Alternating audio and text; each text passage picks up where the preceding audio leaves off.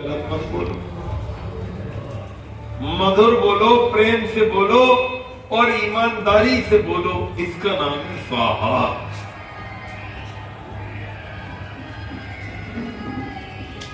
श्रद्धामयी माताओं, ऐसे ही ये स्वधा शब्द है। अपनी कमाई को अपने में धारण करना स्वधा है।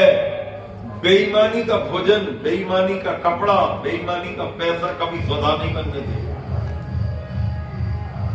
4 प्रकार के लोग हैं दुनिया में। एक वो लोग हैं अपने को कष्ट देकर दूसरे का लाभ करते, इनको देवता कहते, एंजल्स, अंग्रेजी में एंजल्स बोलते हैं। मेरे को भोजन मिले ना मिले लेकिन सबको मिल जाना चाहिए, इसका नाम है देवत्व। दूसरा वो रहता मेरा खाना हो जाए, बचे रोटी तो दूसरे को दूंगा, ये मनुष्य। देवता से थोड़ी क्वालिटी डाउन हो गई। पहले मेरा पेट भर जाए भैया, भोजन बचेगा दूसरे को दूंगा, मैं भूखा मर जाऊं दूसरे को नहीं दूंगा, ये मनुष्य लोग। तीसरे वो है कि दूसरे का छीन कर मेरा पेट भरे, इनको राक्षस कहते हैं। आपकी रोटी छीनी वो खा गया, इनका नाम है राक्षस। चौथे वो लोग हैं खुद की भी हानि दूसरे की भी हानि, इनको पिशाच बोलते हैं। जैसे मांस खाने वाला, जिसको खा रहा उसको भी मार दिया, खुद ने खाया तो खुद के अंदर भी जहर भर गया। सिगरेट पीने वाला, तंबाकू खाने वाला, शराब पीने वाला। अब आपने तंबाकू खाई, ये तंबाकू बनाई, ये मुंह में रख ली, मुंह में खाई, अंदर का पूरा शरीर जो है वो कैंसर का तैयार हो। और तंबाकू को बाहर थूका तो जहां जहां थूका वो पूरा वातावरण गंदा कर। अब खुद की भी हानि दूसरे की, ऐसे लोगों को पिशाच बोलते हैं। ये सिगरेट की अंदर खुद का भी जला रहे हैं, जहां जहां धुआं जा रहा है सबको जला रहे हैं। इसको अंग्रेजी में पैसिव स्मोकिंग बोलते हैं। पैसिव स्मोकिंग का मतलब होता है मैं सिगरेट पी रहा हूं, मेरे शरीर को छलनी कर रहा हूं, और जितने लोग मेरे संपर्क में हैं उस सबको मैंने जबरदस्ती सिगरेट पिला। ऐसे मूर्खों का दुनिया में कोई इलाज नहीं। ऐसे पिशाच लोग, चाहे वो मांस खाएं, चाहे अंडा खाएं, चाहे शराब पिए, चाहे तंबाकू खाएं, चाहे बीड़ी सिगरेट, कोई भी उल्टा काम करोगे नेगेटिव मार्किंग चलेगी, पॉजिटिव मार्किंग हो नहीं सकती।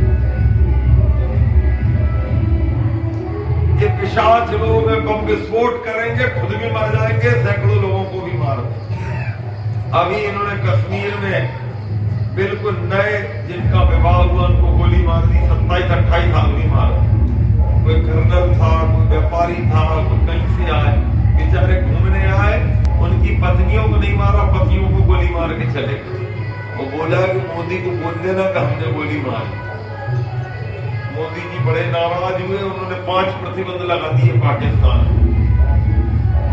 50-60 साल से जो समझौता था, 5 नदियों का पानी पाकिस्तान जाता है, ये भारत से बनकर जाती, 5 नदियों का पानी रोक दिया मोदी जी। अब प्यासे मरेंगे तो हाथ जोड़ लेंगे कि मर गए, हमें माफ कर दो। पानी की आवक बंद होगी तो इंडस्ट्रीज रुक जाएंगी, भीख मांगने लगेगा पाकिस्तान। इनको ये नहीं मालूम कि लाल बहादुर शास्त्री के बाद कोई तेज आदमी प्रधानमंत्री की कुर्सी पर बैठा, बाकी सीधे सच्चे बैठे। और ये सज्जनों, मेरी माताओं, आपसे मेरी प्रार्थना है कि अपनी कमाई को अपना अगर आपके पतिदेव ना कहते हो तो बेईमानी का पैसा लाते रोक दिए। हमें नहीं चाहिए इतने महंगे महंगे कपड़े पतिदेव, हमको सरल और सीधी साड़ी मिलेगी, हमारा काम चल जाएगा। 10,000 की साड़ी की जगह 2,000 की साड़ी में भी जिंदगी चल सकती। बेईमानी का सोना चांदी हीरे जवाहरात मुझे नहीं चाहिए पतिदेव।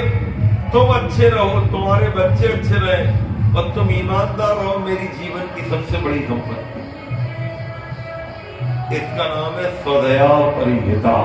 सब लोग बोलो स्वदया, स्वदया परिहिता। परिहिता।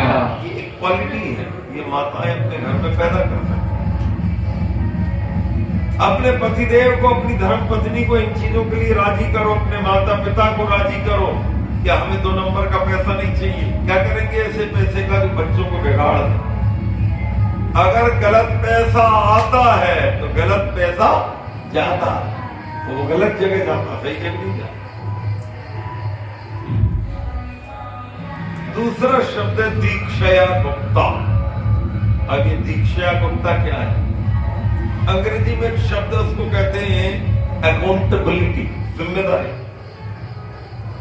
जब बच्चा गुरुकुल से पढ़कर निकलता है, कोई भी बच्चा पढ़कर निकलता है, तो एक प्रोग्राम होता है, उसको कहते हैं समावर्तन संस्कार।